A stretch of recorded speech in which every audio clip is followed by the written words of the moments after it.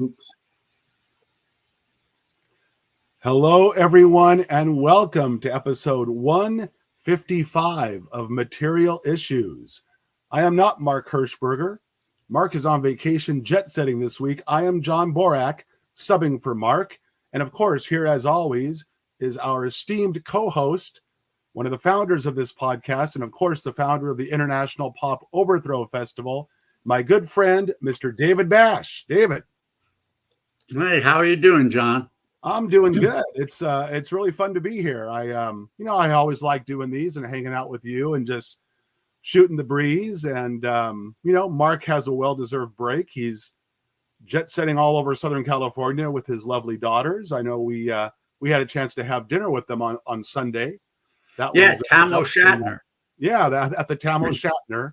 Yeah, we did not see William or Leonard Nimoy there, but it's actually the Tamo Shanter. That was a typo that I made to John, and I like Tamo Shatner better, actually. There is a celebrity association because Walt Disney used to eat there all the time, and there's a table there that commemorates that, and that's one of the reasons that his daughters wanted to eat there. This whole trip was arranged by Mark's daughters. They work for Disney World and they wanted to do all the Disney stuff plus other standard celebrity type tourist stuff. And they've been here all week and they're going to continue to be until Saturday, I guess.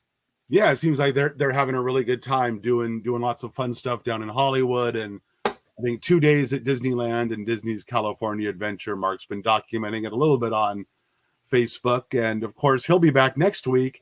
And you will be in the UK, in Liverpool, doing International Pop Overthrow. And I know something very special is going to be happening along with that. For those folks who weren't here last week to hear about it, and also who maybe haven't seen your Facebook post, you're going to be honored in a very, very special way by the Cavern Clubs. Why don't you tell our listeners all about that? Yeah, this is something I'm still having a hard time processing this, but outside of the Cavern Club, right across the street, right near the Cavern Pub, their other venue, they have a Wall of Fame, which is a bunch of bricks, another brick in the wall. I guess we will be, because they have a bunch of bricks that have the names of everyone who played at the Cavern between, I think, the early 60s and 1973, along with very famous names who played the Cavern from like the mid 90s on. And they are actually going to add me and International Pop Overthrow to that Wall of Fame, which is insane. I mean, wow. I still can't believe it. There's going to be an induction ceremony on Tuesday, May 29th at 4 p.m. UK time. From what I understand, it's going to go live to the Cavern's Instagram. As soon as I have a link, I will post it. And, it'd be cool if people could tune in. Hopefully we'll get some coverage. We send out press releases to Liverpool media and places elsewhere. And, hopefully people will come out and film it and write about it and whatever. But I don't really know what to expect. I'm not sure how they do this.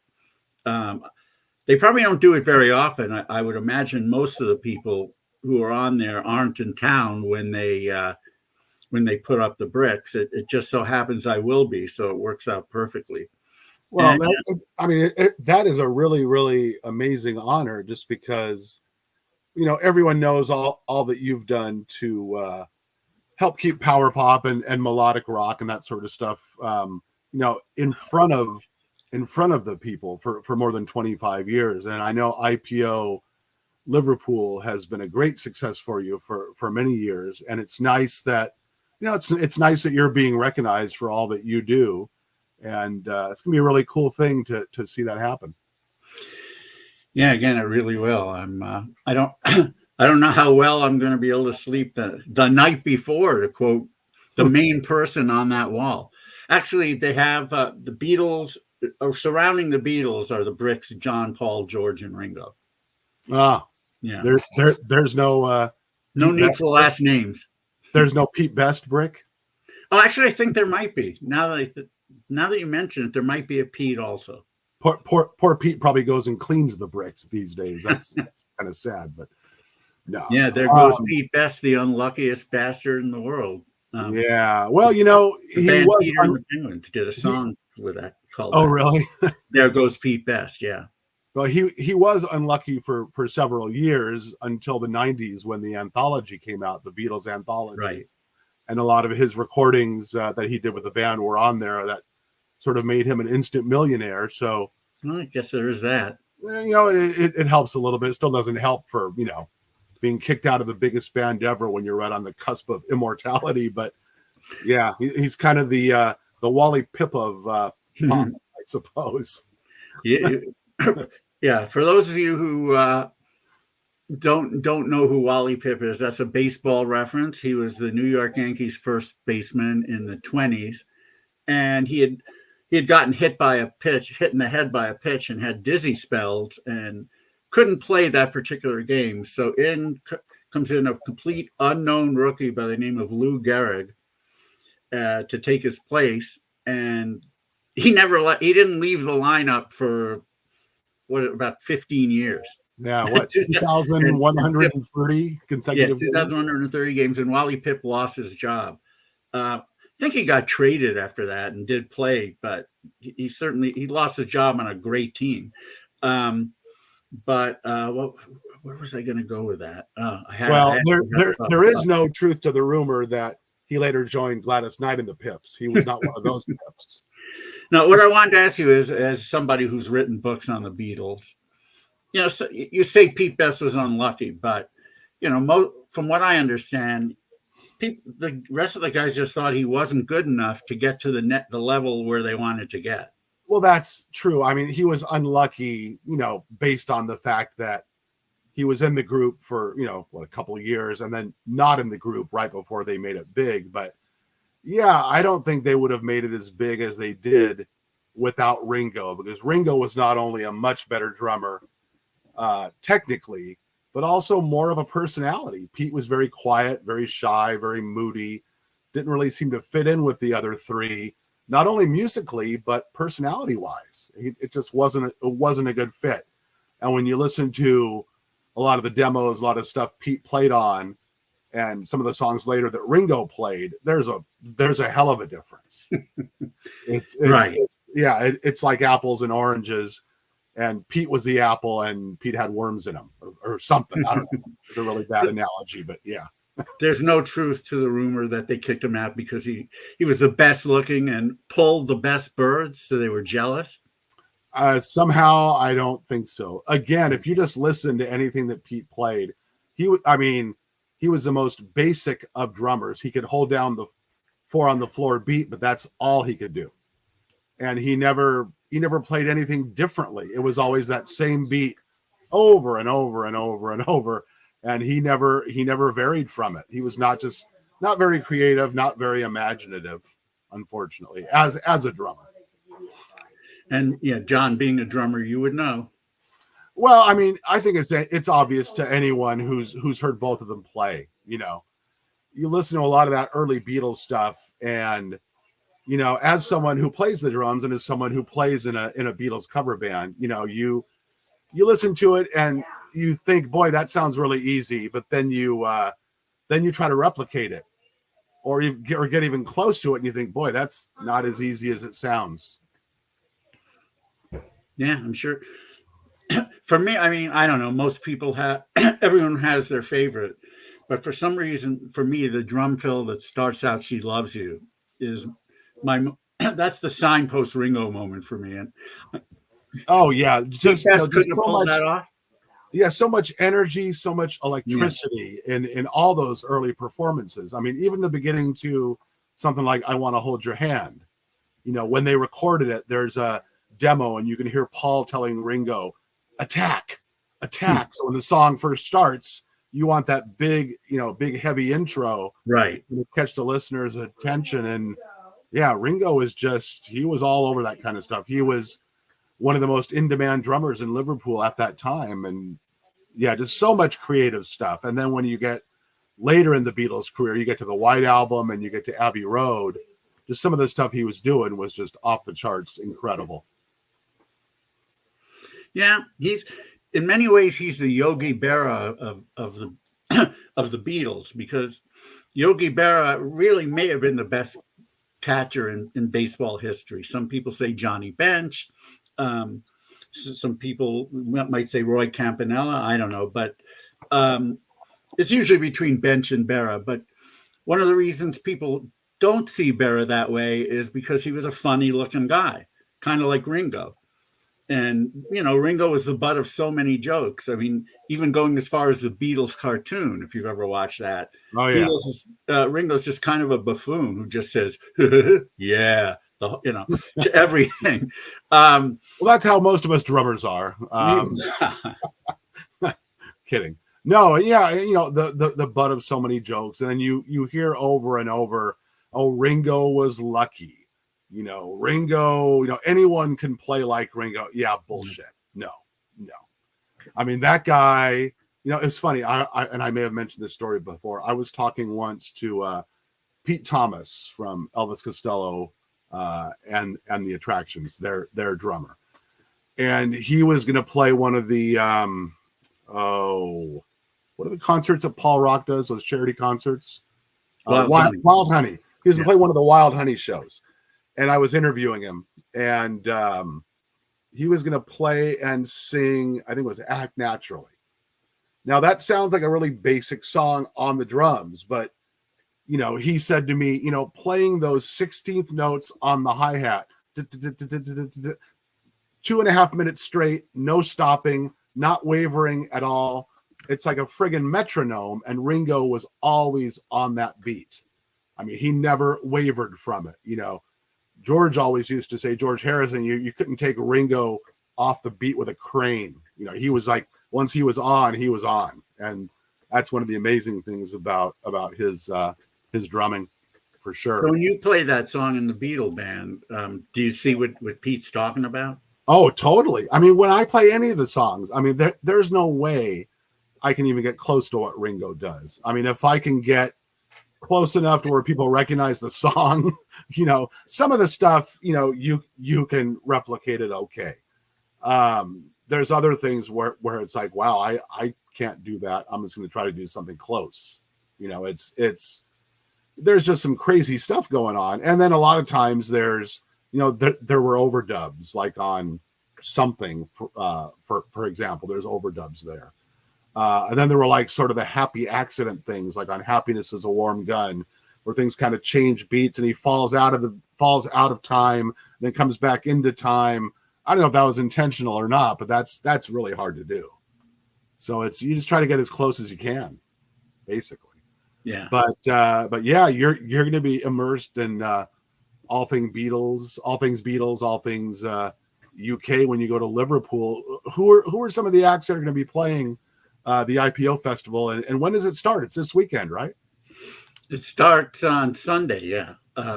Sunday the 26th, and goes through Sunday, June 2, 8 days a week, as we like to say. Ah, nice. So I'm going to pull up the schedule here.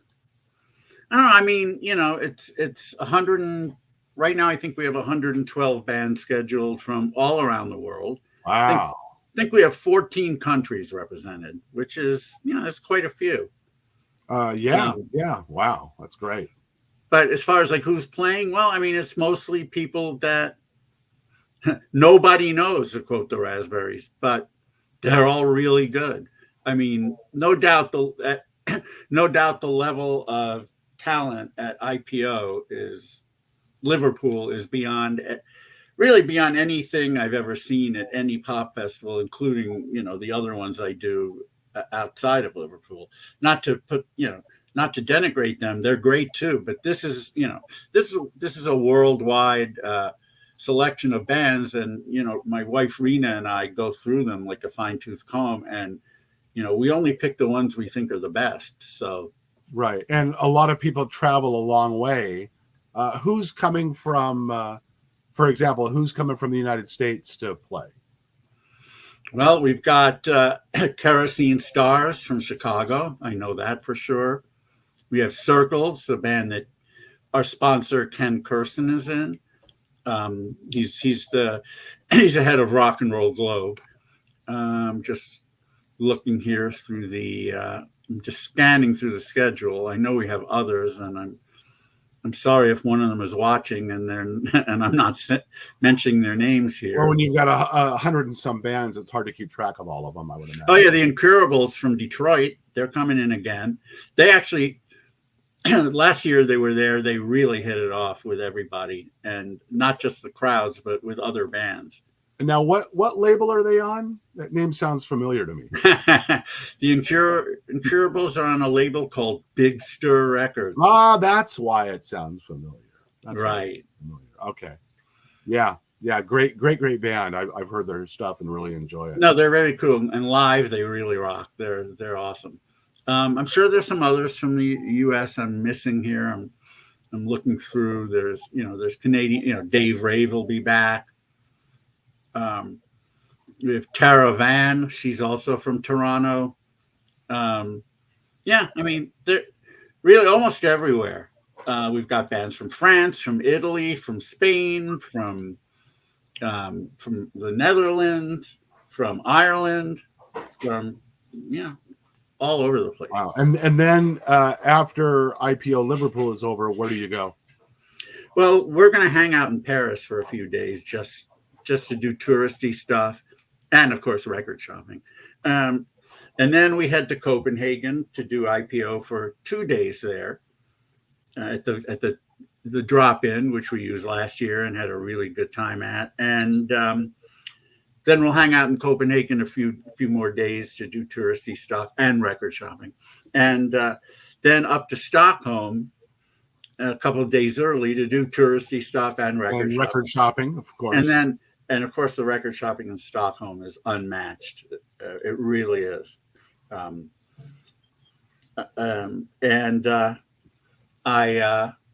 And then we're doing IPO in Stockholm for 4 days at a venue called Encore that we've not used, but I've heard great things about. And the next day we come home. So we'll be gone for 26 days. Wow, so you're gone for almost the entire month of June. Well, we'll be back on June 18th. So, but we leave on the 24th. So yeah, long time. And then right after that, you get home and you dive into getting the IPO CD put together, and then it's IPO LA. You do it all over again. Yeah. As far as the IPO CD goes, I think we have 54 tracks plus the 3 that Omnivore gives us. I don't know which ones they'll be. So we still have room for about 9 or 10. Well, it's interesting. I'm not sure if this is coming out on Omnivore or not, but I got an email a few days ago from their the person who does their publicity, Sonny, who I know you know. Sonny, yeah. And there's a reissue of the first Young Fresh Fellows album coming. Oh, wow. Which is that's an album that I've always loved. I've had it on vinyl since it came out. It's just so damned goofy and so fun. And so I'm looking forward to that. It's coming out on vinyl and on CD. And the CD version, I think, is going to have 14 bonus tracks. A lot of them are unreleased. So that'd be cool if you can get the Young Fresh Fellows theme on the IPO CD, because that's one of my favorite Young Fresh Fellows songs. That is a fun song, yeah. Hilarious. It's not as good as Amy Grant, which might be my favorite Young Fresh Fellows song. Are you familiar with that one? No. The opening line is...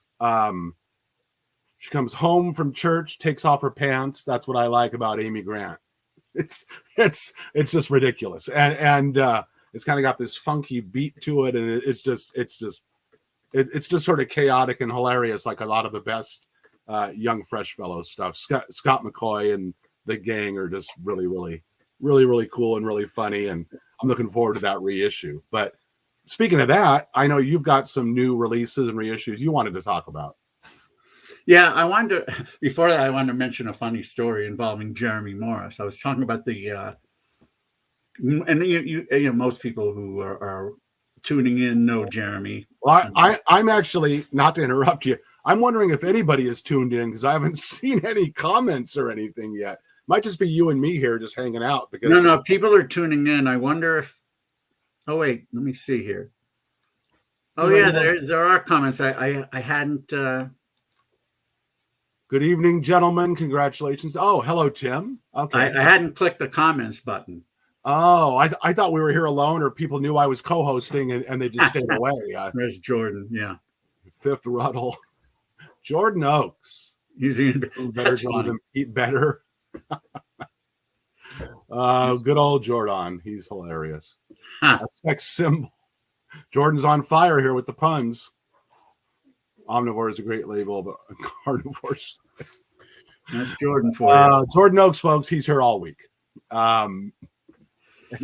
Anyway, most people tuning in know Jeremy Morris and know him not just as a musician, but also as a man of God. And he has prayed for a lot of things for me, most of which have come true, actually. But here was kind of a funny story. Jeremy and I are record shopping in Stockholm. We're at a place, a really cool place. And I don't know why I said this, but I said to Jeremy, you never see like really attractive girls at record stores unless they're with their boyfriend or husband. And wouldn't you know, within the next 30 minutes, two of the most stunning looking women came in separately. Hallelujah. It's a miracle. And, Jeremy and I both started talking to them and everything. It was just like, wow, I can't believe this. It's all Jeremy was there. Jeremy probably prayed for it and it happened. It's all because Jeremy was there. I know. There's no way if Jeremy wasn't there, that would have happened. And now by Jeremy praying, it's P-R-A-Y, not P-R-E-Y. Not yet. If there's anyone in the world who doesn't do P-R-E-Y, it's Jeremy. Thank you, Jordan. Yeah, that's pretty funny. No, I've got a lot of great Jeremy stories, but we'd be here all day if we shared Jeremy Morris stories, wouldn't we? It's yeah, we would. This segues into stories. You may not have seen the post because I don't know if you're friends with this particular guy. This guy, Matthew Kaplan, posted about, what's the name of the record store? Now I have to find it. So one in LA that I've never been to because they don't really specialize in genres that I'm into. But let me see if wait. There's a record store in LA that you have not been to? It's astoundingly. I find that hard to believe. Wow. Hi Thomas. I think it was In a Hurry Records. It's like a really small place on in down some alley. It's really off the beaten track. But that's the thing about Stockholm. I don't care where you are. Ultimately, you're going to find a record store someplace. Wow. So I'm pretty sure it was called In a Hurry. And yeah, actually had some really good stuff. Anyway, the place is called The Record Collector. And he was talking. I've heard of them. Yeah, I've heard of them. They mostly specialize in jazz, country, and blues. That he was talking about how the owner was like just a total dick. Just constantly putting him down, saying, you don't know anything about these records. Don't even ask to look at them. Just sizing Matthew up as some rummy or something. Right. I don't know. And apparently people were commenting saying that he has a reputation for that. Anyway, the store is being sold for $5 million, mainly for the building itself, but the inventory is included. And I don't know, for some reason it reminded me of somebody you know of and someone I've had the displeasure to know in the past, Norman Feinberg. Oh, right. Norman Feinberg owned a record store called Infinite Records on Mercer Street in Greenwich Village in Manhattan. He also was known. Here we go. Got to Hurry. Sorry. Yeah, it's a great place. I hope to go back there this time. But anyway, you know him, and most people know him for the ads that he's put in a magazine you've written for years, Goldmine Magazine. Yeah, I remember that. But I got to know him because back in 1979, I had some money and really wanted to purchase an Ivy's album, and he's the only one who had one. So I actually went to his apartment. I met him there. He sold me that along with a couple other things, and that's where I met Bruce Grossberg, actually, who was he was his shipper, and no, he and I became good friends for a while. Norman, on the other hand, it was different. Norman would constantly, he would constantly put people down, both in his shop and at the Beatle Fest that he would do. Right. I remember I worked Beatle Fest with him a few times. He would, if somebody came up to a table, and he had rare stuff. He had like rare, Beatles albums from all kinds of different countries. And somebody came up and pointed to a Beatles album that cost $125, and asked him about it. I don't know, maybe he didn't put his prices on. That's true. So somebody would come up and they say, "How much is that?" Norm would say, "This album costs $1.25 yards, a yard being 100. I know you won't buy it, but you really ought to."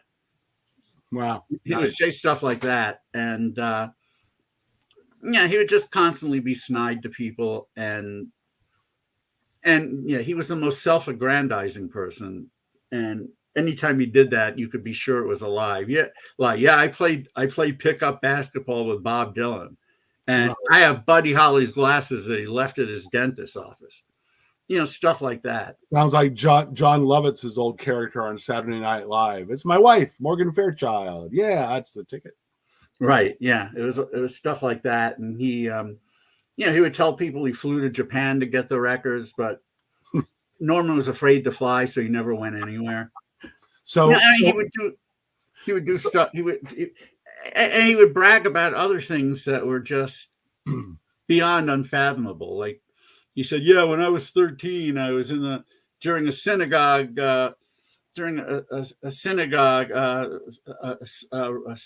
service.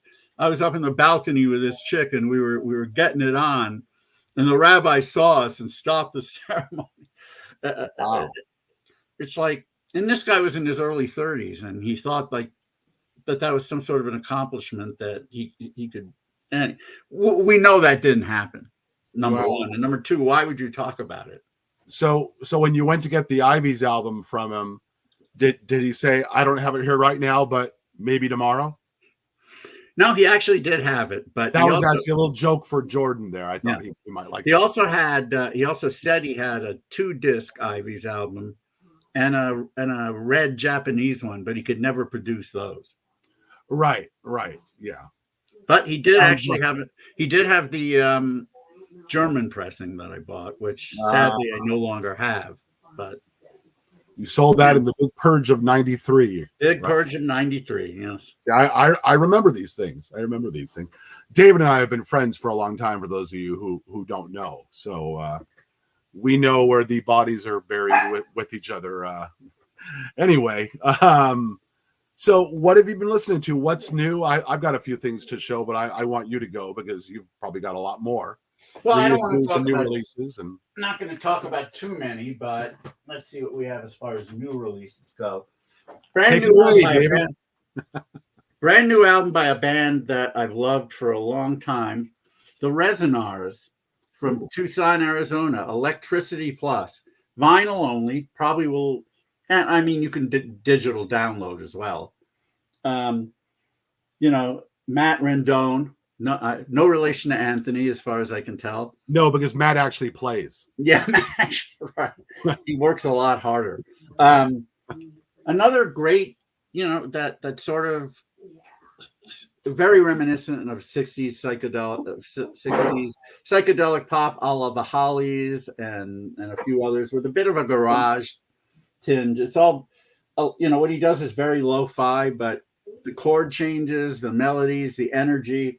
It's always great. This album it's really as good as anything else they've done. The first two songs don't quite do the rest of it justice. I'll say that. So if you listen to it on Bandcamp or whatever, and you don't think the first 2 songs are great, just stick with it. I guarantee from song 3 on, and I think there's like 16 tracks, you'll definitely be very pleased. I highly recommend it to any fan of 60s pop, 60s psychedelic pop.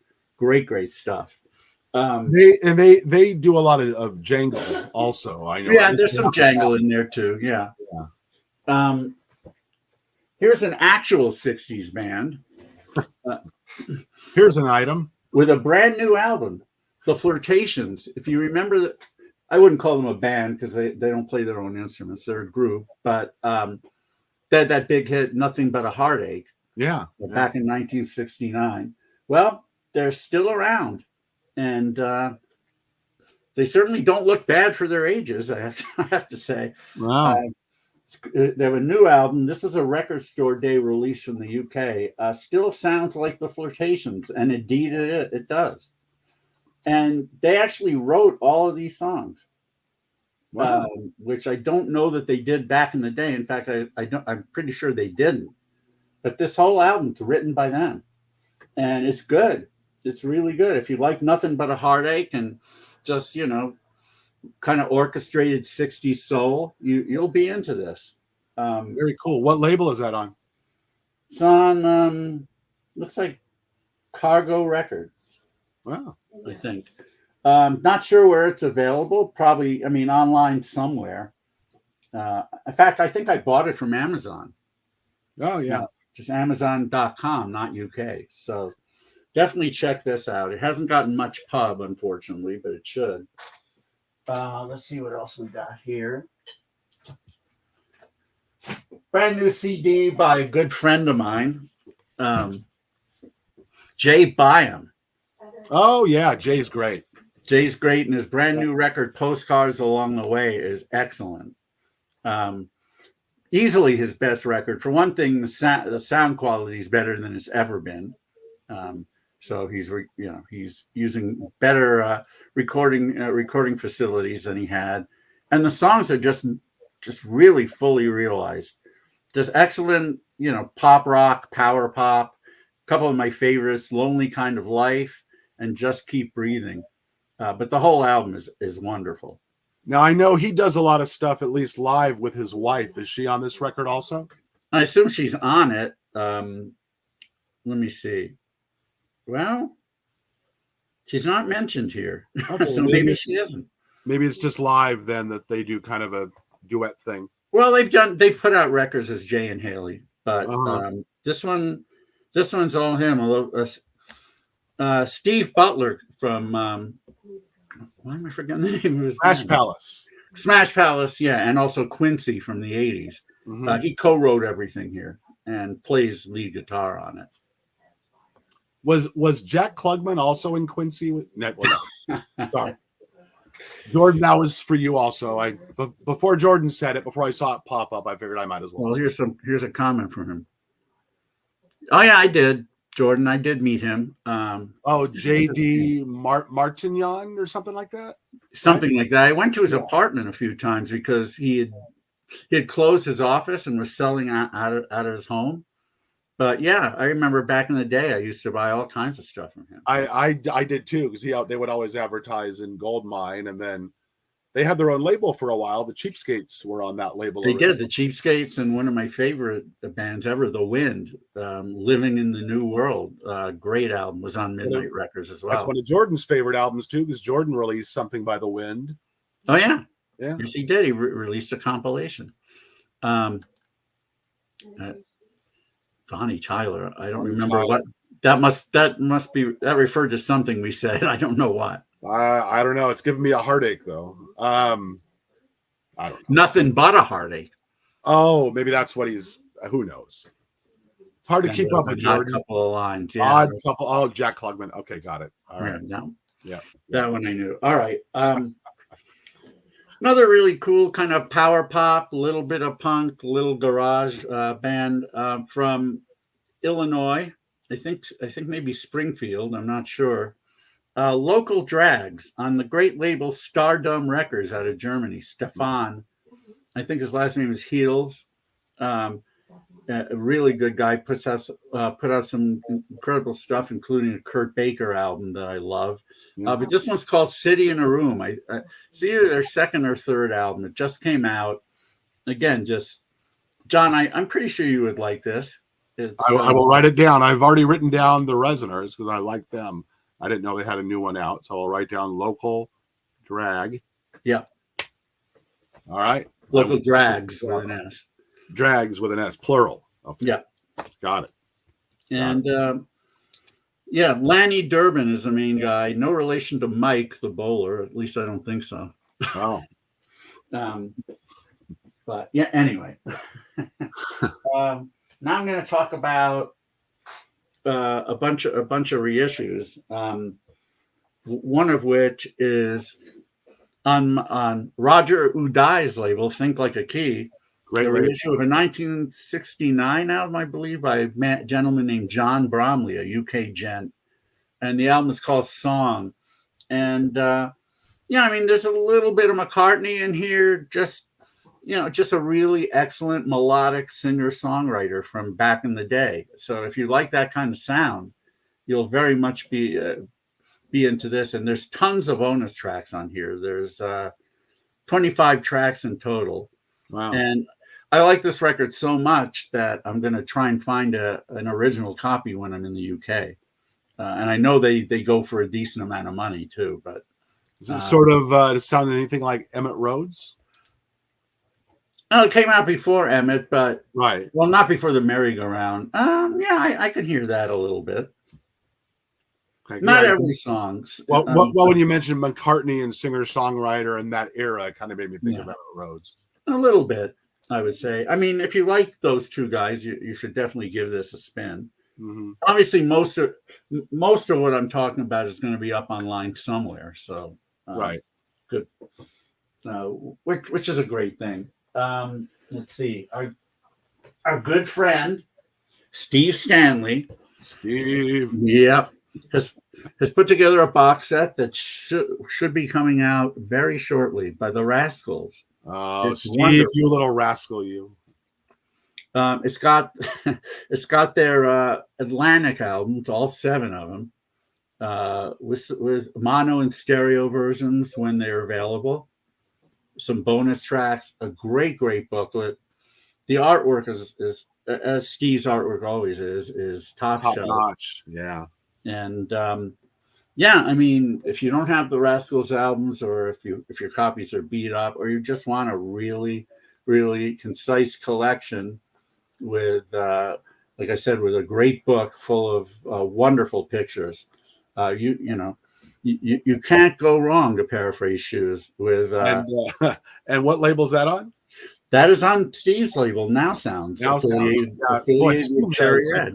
Steve does such a great job with all the reissues that he works on. And then, well, I know he also does the artwork for the IPO CDs. Yes, he does. Well, and does a great job there too. I really think the cover is going to be wonderful. It's usually a riff off of the IPO Liverpool program cover, and people have loved that cover. So the CD cover is going to look real good too. I'm sure of it. Let's see, another Cherry Red affiliated box set is a guy who never made any hay in the US, but was huge in the UK and in Germany and France. Barry Ryan. It's got his first 5 albums, along with all kinds of rarities, non-album tracks, all kinds of things. I don't know if you know the song Eloise. Not Dear Eloise, but Eloise by Barry Ryan. It was a number 2 hit in the UK in 1968, but only made it to, I don't know, maybe 50 or 60 something in the States. Just didn't get any airplay. It's probably because it's just really bombastic. Excellent. I mean, it's got, it's got that kind of energy, and he some people might say he oversins, but I think his level of singing is commensurate with the instrumentation. A lot of horns. Great song. And he at first he and his twin brother Paul put out records together, and had a bunch of hits in the UK with those. And Paul ended up just not liking the touring life that they were living, and he decided that Barry should be the front man. He'd write the songs, and that should work out great, and it did. These 5 records are wonderful if you're into 60s and then early 70s pop. You could feel the stylistic changes, as you did with every artist who traversed those decades. But there are definitely some songs among this that you would really love, John. I'm sure of it. Now, was AM radio stuff? Was there a compilation on that Australian label? Barry Ryan, or maybe his brother and him, the label that puts out a lot of 60s singles and collects them. And Raven? No, not Raven. The one that Kyler Schwartz is involved with. Teen Sound. Yeah, there were probably some early Paul and Barry Ryan stuff. Yeah, I thought there was a comp out on that label. I've got it here somewhere. But yeah, there is. But this, his stuff is more late 60s, early 70s, and just a lot of songs that could have been hits in the US, but just, for whatever reason, never got airplay. Right. But were hits in the UK, or even more so in Germany and France. So I would highly recommend any fan of late 60s, early 70s pop to check it out. I'm pretty sure it's on Spotify, or at least most of the albums are. So yeah, check that out. It's pretty cool that they had 2 talented brothers in the family, and then the third brother, Nolan, went on to become a Hall of Famer, and their Uncle Buddy went on to coach the Eagles. So that's a very, very talented family. And their daughter Meg. I mean, she was playing actress. Yeah, those Ryans, man, I'm telling you, talent everywhere. Yeah. I hope Jordan is still listening, because I hope anyone's still listening. They are. Hate to think we're just talking to ourselves here. This is something that Jordan Oakes had a hand in. And some of you Oddities comp? No. Well, actually, Oddities is where we first heard about this band. The Arabons, a band out of St. Louis, whose story is incredibly unique. There were these young guys who were invited over to record, I believe, at Abbey Road Studios. If I'm wrong, Jordan can tell me. And they went over and released a single called "World of You," and it became a minor hit in the UK. Never got any. I don't know if there's even a US pressing of it, but they ended up meeting the Beatles there and playing their songs for them. And so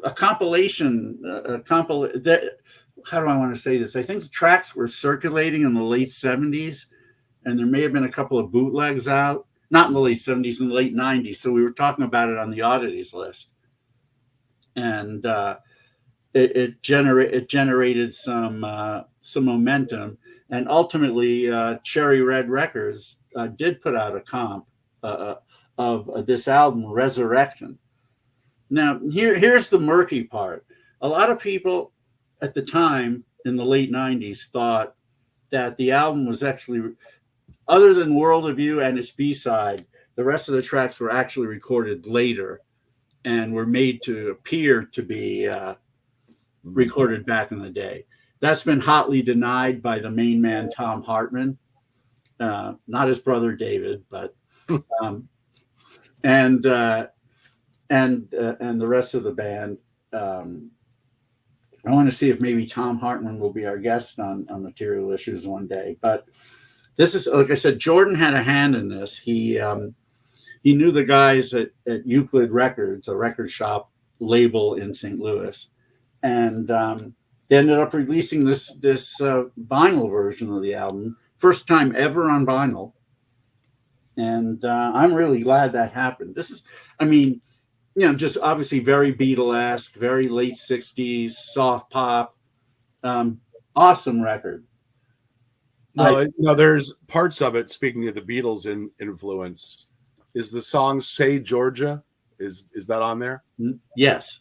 Okay, that song sounds exactly like "Oh Darling." Right, that's true. I mean, it's the same song basically. So there's a definite Beatles influence. Sometimes not very subtle, but still. So the band Christie, actually, the band who did Yellow River. Oh yeah, they had a song on their album called "I've Got a Feeling." I think, funny enough, or something like that, which sounds exactly like "Oh Darling" also. Right. But I mean, that's. I mean, I think isn't that song taken by some? Isn't the riff of that taken from some blues record of in the 50s? Anyway, I don't know. No. Apparently, the riff from Lady Madonna was taken from some 50s blues song, Bad Penny Blues. That's what okay. Well, obviously, that's legend. That's a Fats Domino. Right. Yeah. Right. But it's weird. There's only so many notes and so many chords, and everything sounds like. I mean, everything comes from somewhere, so there's always comparisons you can make. But when the songs sound exactly like the other ones, it's just kind of funny when that happens.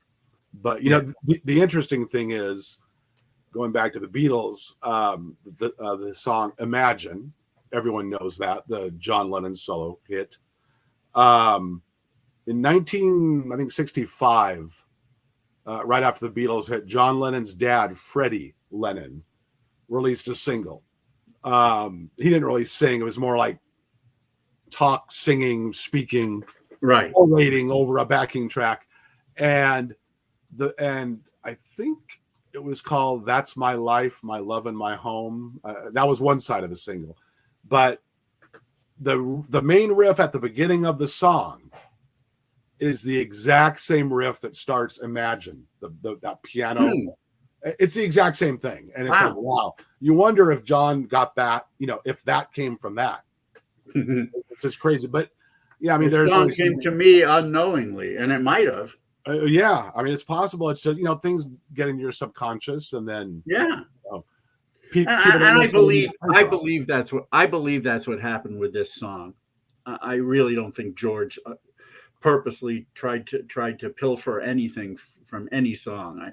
I think the songs you love, and he did love "He's So Fine." Stuff gets into your unconscious mind, and it's going to manifest in certain ways without you knowing. So, well, there's other songs that sound a lot more like other songs that people didn't sue for.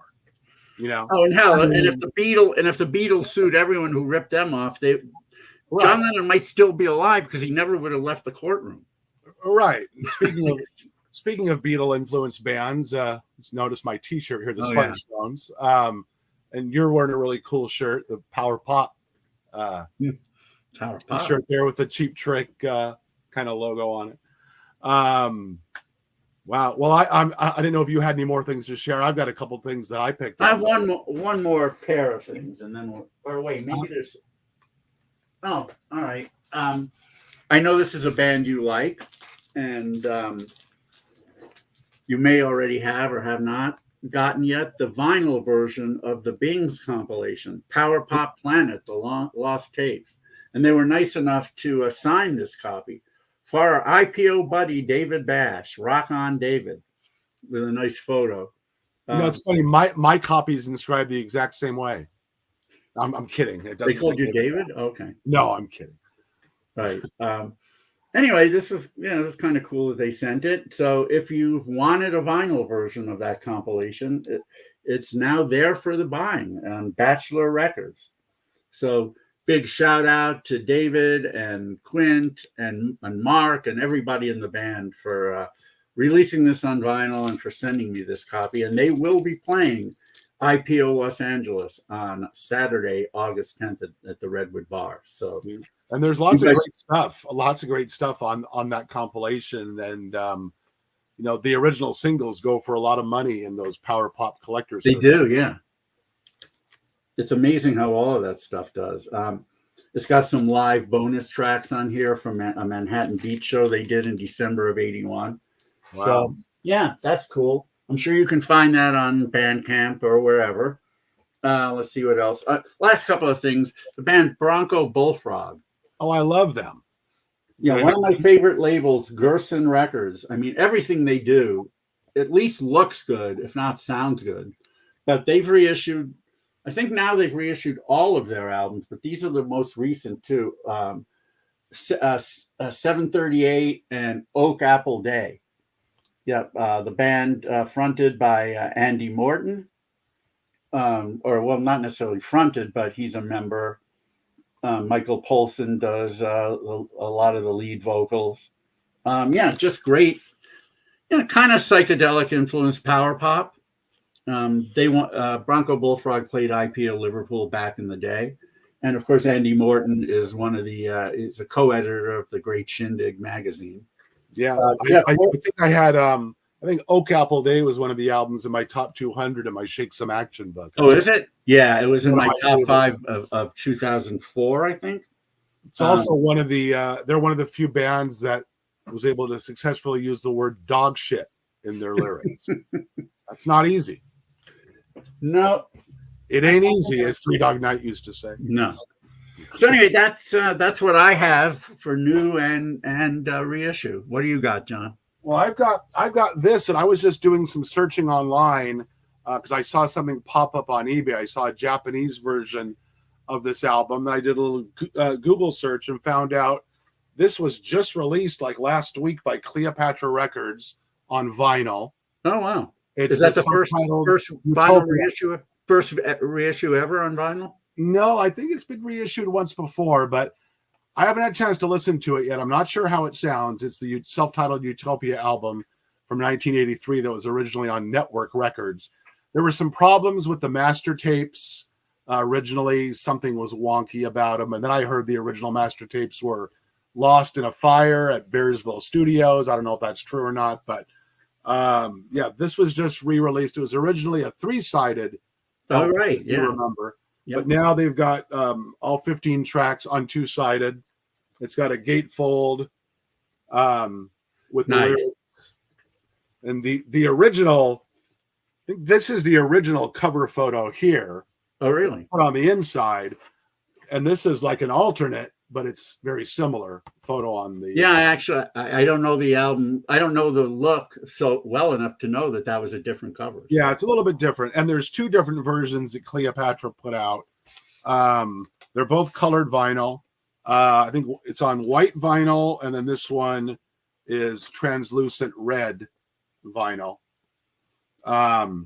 It's one of my favorite records ever, and was another one that was in my top 200 list in the Shake Some Action book. And there's so many great songs on here. The sort of MTV hit was "Feet Don't Fail Me Now." I love that song. Video from back then, but that's a great song.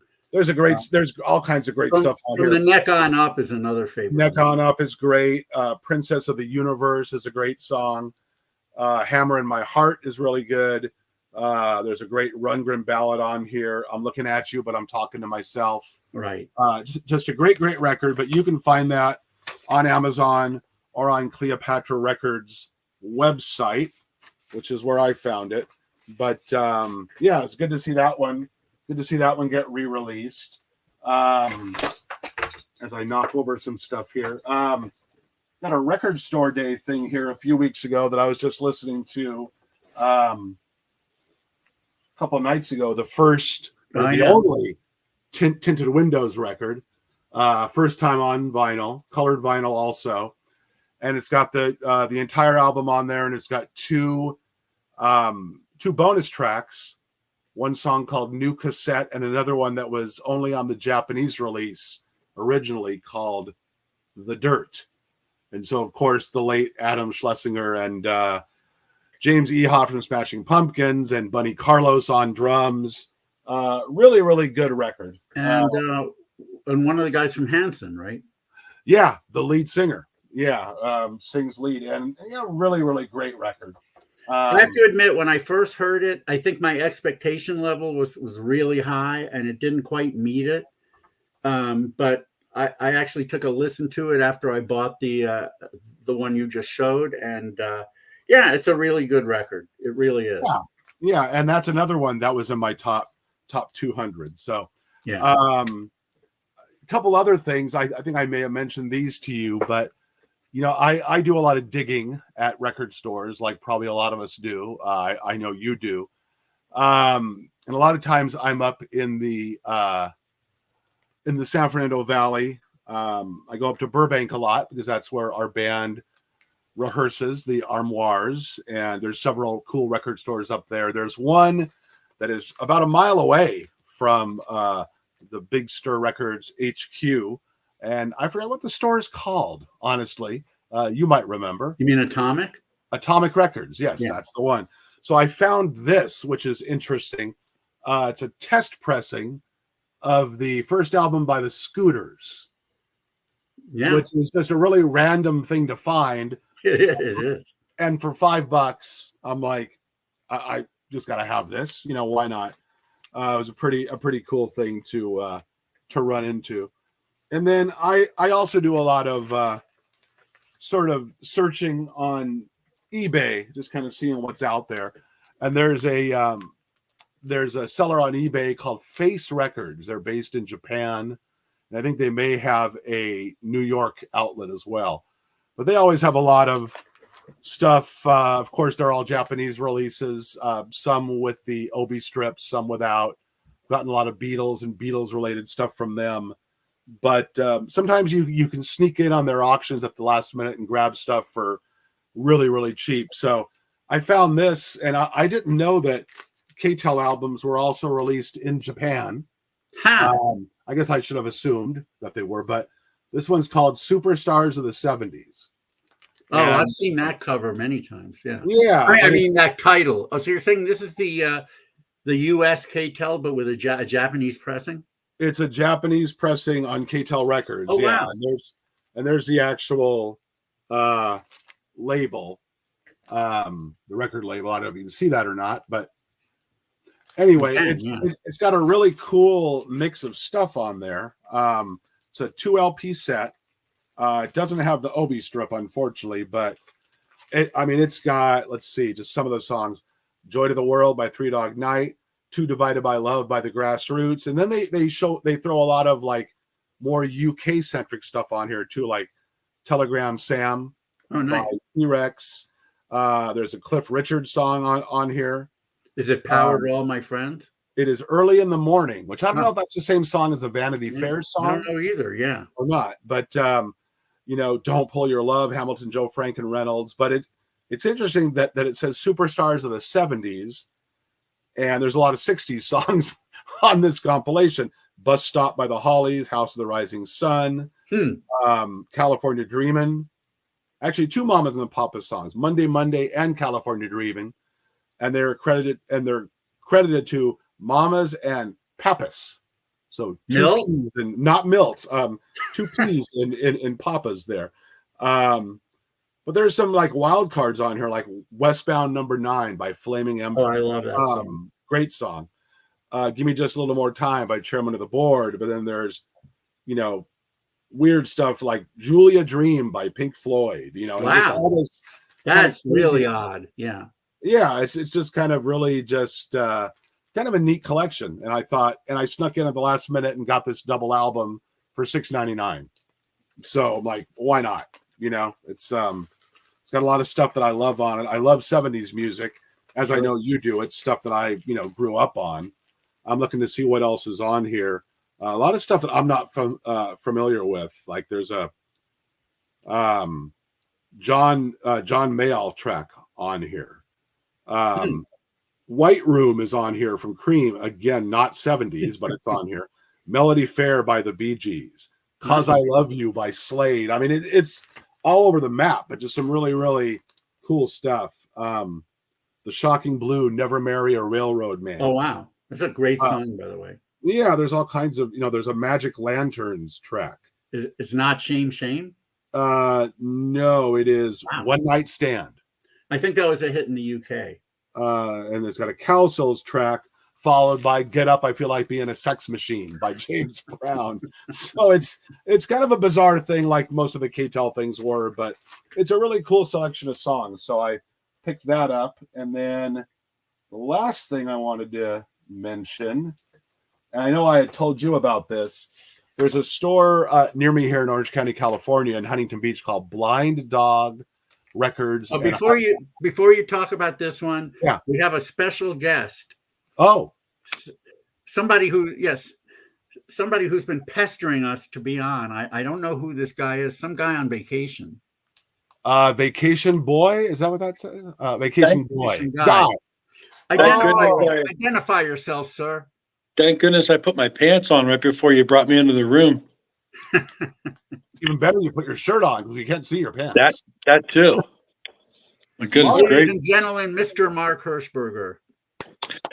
Currently, like probably 20 miles from you, David? Yeah, that was a big irony. You were so close to me physically, yet you're not on the program. Isn't that funny? You are.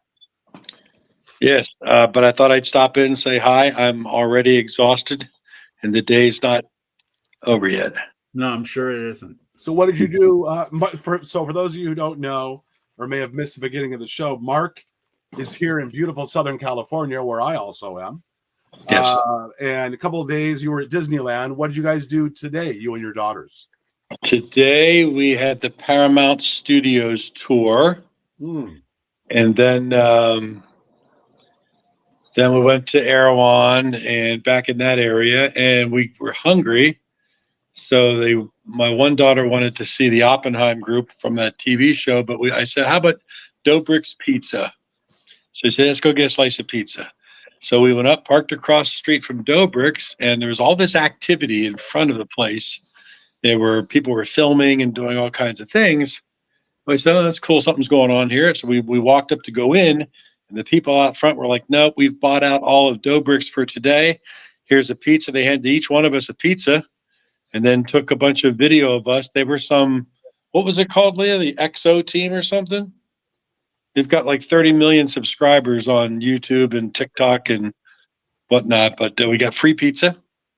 And wow, we're on some TikTok show or something. I don't know. It was kind of cool. That's awesome. So the place was closed. You went to go there. They wouldn't let you in, but they gave you a free pizza. There was some place, whatever this XO group is called, bought out all the pizza for the day, and they were just giving people boxes of like whole pizzas. We got 3 of them. If I were you, I would go to a car dealership next. Yes, while my lucky streak is on. Why not? But we were tired, so we came back to the Airbnb. We're just resting up a little bit before we head out to dinner. Forget where we're going tonight, but nice place, I'm sure. We had a wonderful time with you and the girls at Camel. It was really nice. Yeah, it was. The meal was lovely, and the company was lovelier. Very good. Yeah, I tried to dress my best for you, John. I had that plummeting line. Daughters, but if you want to think it was you, that's all right. I had that plummeting neckline I wore and everything. It was great. I took notice of it. Oh, we did stop by the Hollywood Cemetery to see Judy Garland's grave. Oh, wow. Which there was like nobody there, which was the funniest thing. Just kind of no one in the whole cemetery, you mean, or just even the bodies were gone. Yeah. So that's not Hollywood Forever Cemetery? Oh, it is. Yeah, right next to Paramount Studios. You should have said hello to Johnny Ramone while you were there. We did. Johnny, we saw his thing. They had some big memorial for somebody that just died. Some like heavy metal guitarist or something? I don't know. Forget who it was. Oh no, not Jeremy Morris. He's still alive. No, yeah, he's still alive. But thank God. But yeah, we saw that, and I thought it was interesting. So we went in the mausoleum to see the Judy Garland's crypt, and there's nobody there, and there's like a ruby red slipper, and hey, good to see you, Tim. And there was seemingly like a barrier, but I just opened it up and walked up to the crypt, and when you put your hand on it, the whole thing almost fell in. I kind of looked around and said, "Oops, I think I'll leave." The weirdest place I've ever seen a concert is at the Hollywood Forever Cemetery. Yeah. Went with a friend of mine, who's an even better friend of David's. On radio going on there somewhere. Is somebody vacuuming? I don't know. Sorry, I kind of lost you there for a second. A Oh, plane, there's some background noise there, like you were. yeah, plane went overhead. Oh, Made it- Oh, no. wow. Really? That loud? Holy cow. Yeah. But yeah, I went to the Hollywood Forever Cemetery with David's friend Jeff Harris, and we saw Sparks play a gig Oh, nice, at nice. the Hollywood Forever Cemetery, which is just really, really odd, but it was a great show. Yeah, it's very surreal to. As I said, we went in there today, and there was literally nobody there. Wow. And to walk by all these famous graves and just have this moment where it's very quiet and nobody around. I thought there would just be more activity or something, but it was nice. It was kind of cool. So it was It was kind one of of those. dead, is what you're saying. Kind of dead, yeah. Hey, Mark, what's the name of Vivica's husband again? Ken Fox is coming up. Yeah, Ken Fox. And what band was he in? The Flesh Tones? Flesh Tone. He's still in the Flesh Tones. Yeah. Oh, okay. Yeah. Oh, yeah. When I talk about who's coming up, I didn't want to forget that. But Yep. And they do shows together now, right? Yeah. As I said, Vivica's out. Wow, They're playing shows of all her 3 solo albums, and Oh, nice. And Ken's playing bass in the band with a few other people from up in Beacon, New York area, I think. And they've been doing a number of shows, which is very cool. I wish I had an opportunity to see her do everything live. It'd be great. Yeah. Yeah. Well, yeah. Beacon's not that far. Yeah. It's a bit of a trip, but not bad. No. But guys, I just want to stop in and say a quick hello. I'm going to relax a little bit and get ready to take a shower and whatnot for dinner. But hope you're having fun, and we'll catch up with you, John, next week, as David will be in Liverwurst. And Joe Schultz will be there. But guys, have a great night, and kick me out of here, David, and we'll talk to you soon. See you, John. Yeah, have fun the rest of your time. Definitely. Yeah, you and your daughters enjoy California and get home safely. All right, thanks, buddies. Take care. Okay, that was Mark cool. Hirschberger, the one and only. Wow, he's it's great that he's having this time with his daughters. His daughters are 2 lovely young ladies, and Mark's a wonderful dad, and just seeing them together for the short time that we all had together last Sunday night, it was really, really cool to see them interact and get along so well and just have a great time here on vacation. Absolutely. Yeah. So this last thing I wanted to show, and David, I already mentioned it to you. The store I was talking about, Blind Dog Hi-Fi, I do a lot of digging there. It's a small store, but they get a lot of cool stuff in, and it seems like somebody has dumped their Power Pop collection at Blind Dog Records, because I went in there about a month ago and I saw all these Smithereens 12-inch singles from the UK, most of which I already had, so I didn't purchase them. And then the next time I went in, there was every Dwight Twilley release that's ever been released on vinyl, including holy crap, a couple of UK things and a Spanish only release that came out on Not Lame on CD, and then I think it was Munster maybe in Spain, called Between the Cracks. So every Twilley record, again, ones I already had. Then the last time I went in there a few weeks ago, they had all these Shoes records. And so I got this one. When I looked at it, it just looks like the regular Elektra version of Boomerang, which was their 3rd Elektra album. But it turns out, I looked at the back, and I don't know if you can even see this. It's really tiny in the corner. It was released on something called Fan Club Records. Wow. Which is a French label. And this was a 2 LP set. It's got pictures on the inner sleeve, which I don't think the original Elektra version had these photos. I don't remember. Anyway, so, and it's got the old Shoes logo from Black Vinyl Shoes on there, but it's a 2 LP set. It's the Boomerang album proper, and then the second disc is the Shoes on Ice, the live stuff, the EP that came out kind of as an additional thing at that time. Right. So that was kind of neat if you're a Power Pop collector and a Shoes fan, and of course, like you, I am both. Right? Yeah. I'm sorry. I said, who among us is not? Well, true. If you're not, you should be. But you never see stuff like that out in the wild. Usually, I'm not sure I've ever seen that. Period. So the French label is not New Rose. No, it's Wow. a division. It's a division of New Rose. It says. Oh, okay. It's called Fan Club Records. Well, now Rena and I will be stopping in Paris, in between Liverpool and Copenhagen. So you can bet I'm going to be looking for that one. Yeah. I mean, you just never know what you'll find, and that's a cool part of going. Yeah. Record stores and just kind of digging around a little bit. So that's some of the stuff that I've been listening to. I've been listening to a lot of our new record, the Armoire's new record. We're getting ready to have that pressed up and have it ready to come out in October. Very excited about that. It's called Octoberland. So of course we're going to be releasing it in October. We've had a couple of singles released from it already. Music and Animals at the end of last year. And then We Absolutely Mean It, which is a single that came out earlier this year. And something I'm really proud of, for those of you who know Rex and Christina from Big Stir Records, they're just wonderful people. They do so much for the pop community, like David does. And it's really just a pleasure to know them, and to be part of their band is even more amazing, and just fun to, it was really fun to record these songs. The album was produced by Michael Simmons, my dear friend. And it's always great working with Mike. And can't wait for everyone to hear the entire album. And then Mike and I are working on a few things this summer as well. A couple of tribute albums we're going to be on. One that's already been announced, and I know, David, you've heard about this. Andrew Curry from Curry Cuts is putting out a Rick Springfield tribute record. So Pop Dudes are going to be doing a song on the Rick Springfield tribute.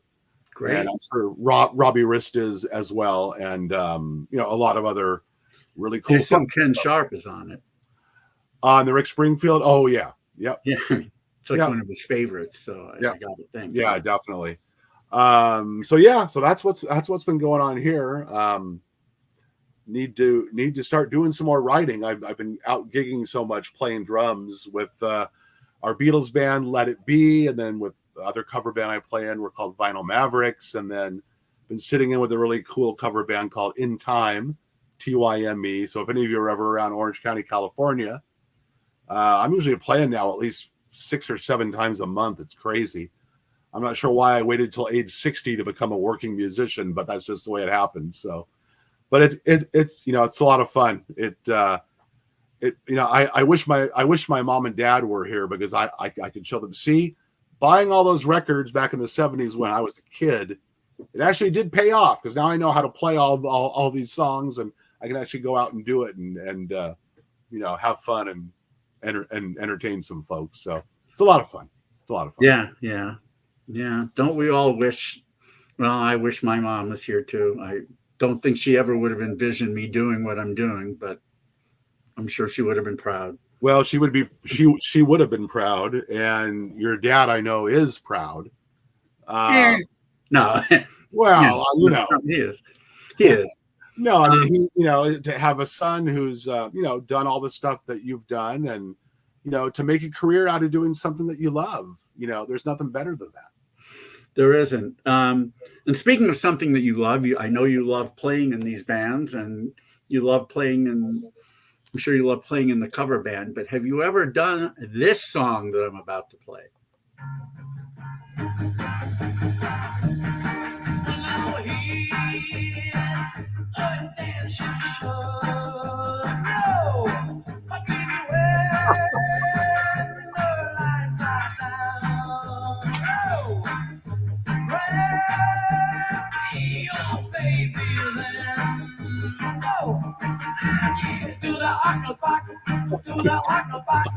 If you don't know how to do it, throw your out of luck. Push your power up, then you hurt your back. Start a little moving in a little shuffle yak. Wiggle like a snake, waddle like a dog. That's the way you do it when you do the hucklebuck. I've only heard the extended Ralph Cramden mix. I've never heard that version. I was actually with David when he picked this record up, and well, you can tell him about the song and why it's so funny to the two of us. Yeah, they actually do a pretty good beat version. This is a Danish beat band that I had never heard of until I met John over at Record Safari in Glendale, and they had a copy of one of this band's albums. And I saw that it was on German Columbia, so immediately I had to look to see what it was. And this particular album, the band does a lot of covers, and one of them was "Do the Hucklebuck," and that's funny to us because it's a song from a Honeymooners episode where Ralph is trying to be, or Alice is trying to be young again because she saw Atomic Passion and Angel Cake looking young. So she's learning how to do the Hucklebuck, and then she comes home to see Ralph doing it. And they're playing, I don't remember what version they played. Some woman from the early 50s, I guess. It sounded like Teresa Brewer or somebody like that, yeah. And so of course, every scene involving that is funny, especially Ralph. Ralph trying to swaying around, with being a heavy set guy and doing those dances, which he does very gracefully for a guy his size. Yeah. I have to say, but it's still funny. And he was trying to be a teenager, right? Acting like a teenager. Look at me, I'm 13. That was one. Ralph, you're so icky. What does icky mean? Must mean fat. What does icky mean? I don't know. Why do you ask? Oh, Alice called me icky. Oh, I don't know. Must mean fat. Must mean fat. Yeah. You can't even say stuff like that on TV anymore. Let alone some of those. It was a different time. Let's just. It was a very different time. Yeah. But yeah, The Honeymooners is one of my favorite shows ever. I know one of David's. For sure. So we always do these silly things where we trade lines from The Honeymooners or Jim Bouton's book Ball 4, which is about the Seattle Pilots 1969 baseball season, or what's the Beach Boys book called? Heroes and Villains. Heroes and Villains, Stephen Gaines's book, which is the most sensationalized version of the Beach Boys you will ever see. But you know what? Speaking of the Beach Boys, I saw something on Facebook today. I don't know if you saw it, David. It really warmed my heart. It was a post from Carney Wilson. Oh, and it was a picture of Brian, her dad, of course, sitting in a wheelchair, and Marilyn, her mom, like coming up to greet him. I'm not sure where they were or when this was, but it looked fairly recent. And she was kind of like kneeling down to say hello to him, and they were greeting each other. And Carney posted about, my mom is remarried to a wonderful man, but these are my parents, and they still love each other. Oh. It was just really heartwarming to see. And the picture, if you go on Carney Wilson's Facebook page, I'm sure it's still there. It was just really, really neat to see. Heartwarming and heartbreaking to see Brian in this condition. Yeah. I mean, you mentioned Ball 4 and Jim Bouton, and Jim Bouton also passed from a form of dementia, and especially a guy like him whose mind was his core personality trait, or his core trait, and he wasn't able to use it in his final years. Yeah. So yeah, but yeah, that I'll have to look. It sounds like a wonderful photo. Yeah, it was just really kind of neat to see, and as opposed to being, I mean, it was a little sad, but it was more sweet than anything else. Yeah, it sounds like it. And and who knows at this point if Brian even recognized her. Alzheimer's and dementia are horrible diseases, and they affect everyone differently. But my mother-in-law had Alzheimer's. She passed just about a year ago, almost to the day. And all you can do in that case is just make sure that people are happy and people are comfortable, and she was. So hopefully Brian is too at this point. I hope so too.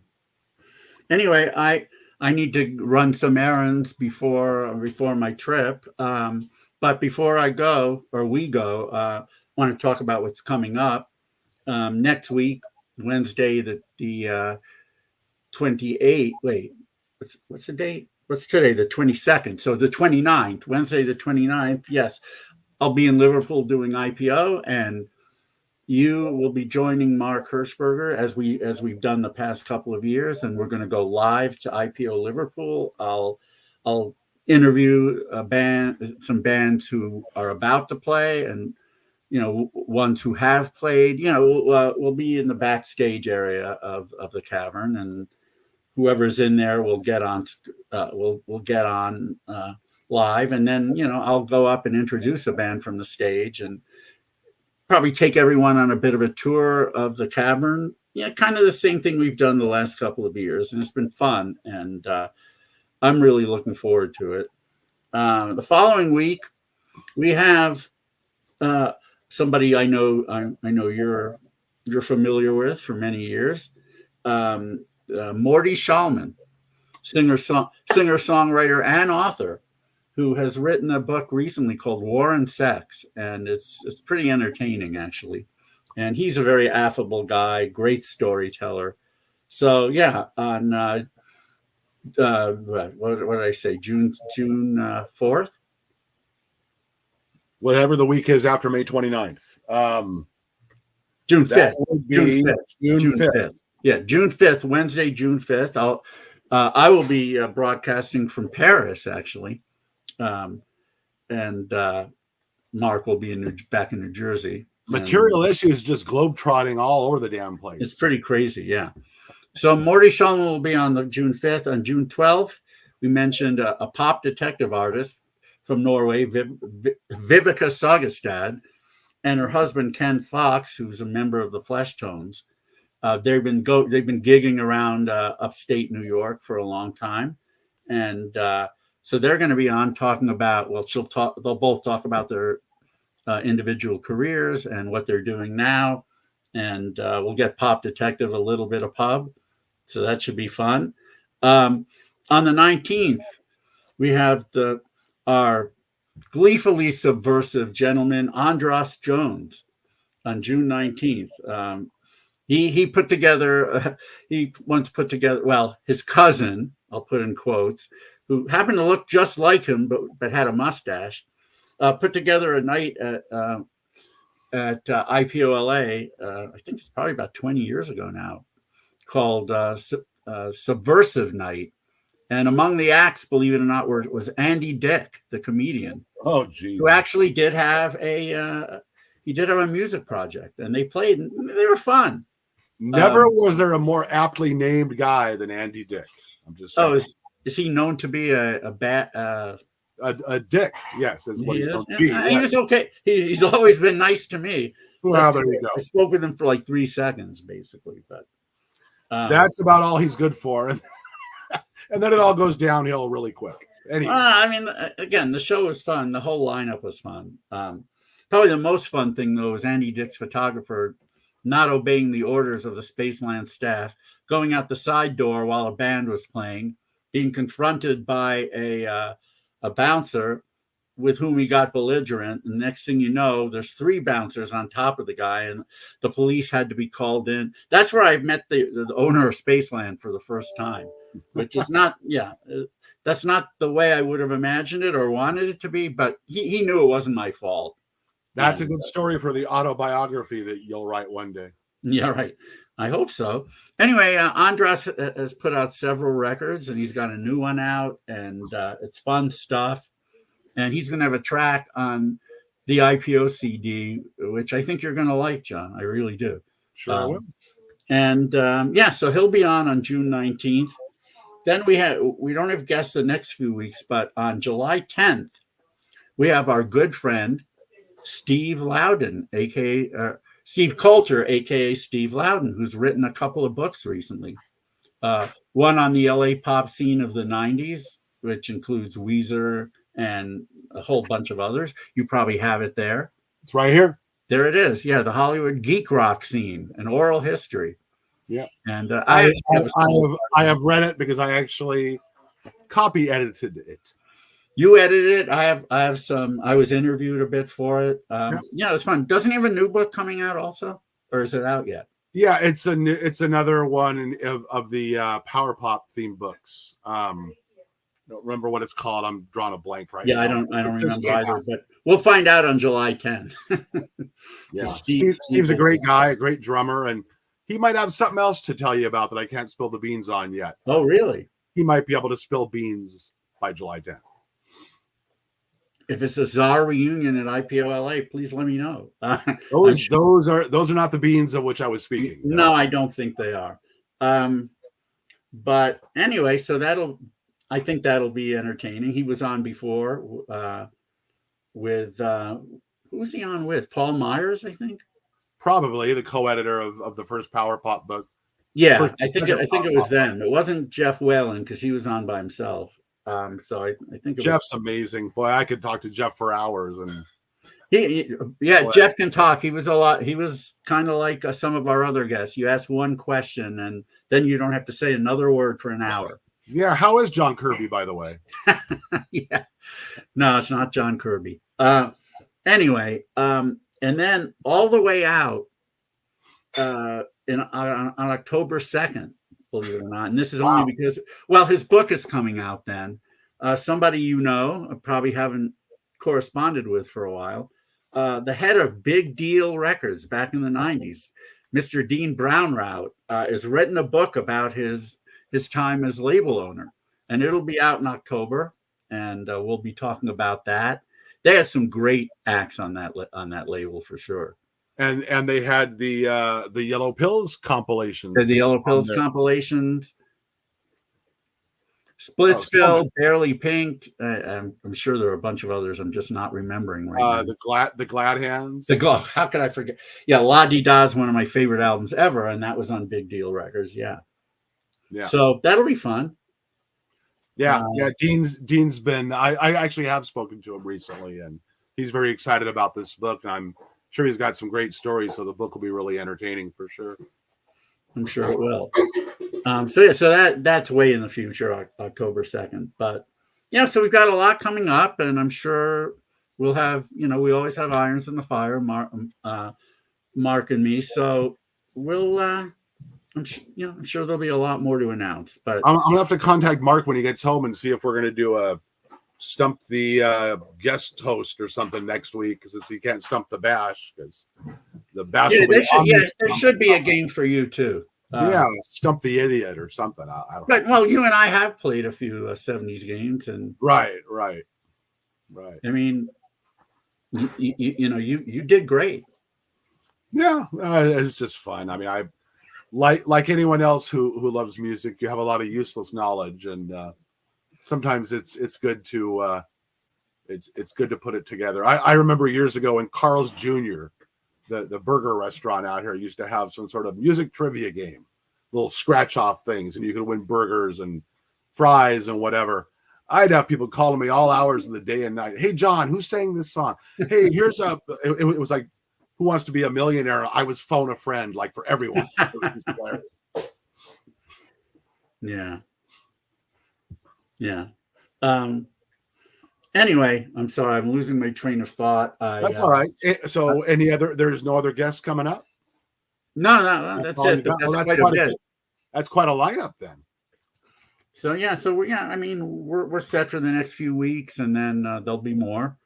But right now, I probably should get going. I've got a lot of stuff to do before Rena and I leave very early Friday morning. All right. Well, have a great trip. We will talk to you here next Wednesday on Material Issues, episode number 156, direct from Liverpool. And I'll tell you how the induction went. I have no idea what to expect, and I don't want to know.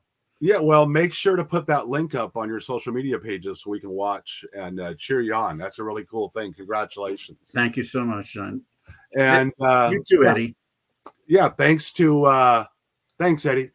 Thank you, Tim.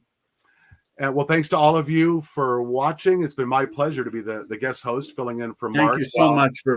Thank you so much for filling in. Of course, it's always great to talk to you. It's like you and I do this all the time anyway. We're just doing it on the computer, so it's a lot of fun. So for David Bash and for Mark Hirschberger, we will see you next time. Episode 156 of Material Issues. Have a great rest of your week, everyone. Have a great rest of your week and stay well. We'll see you next time.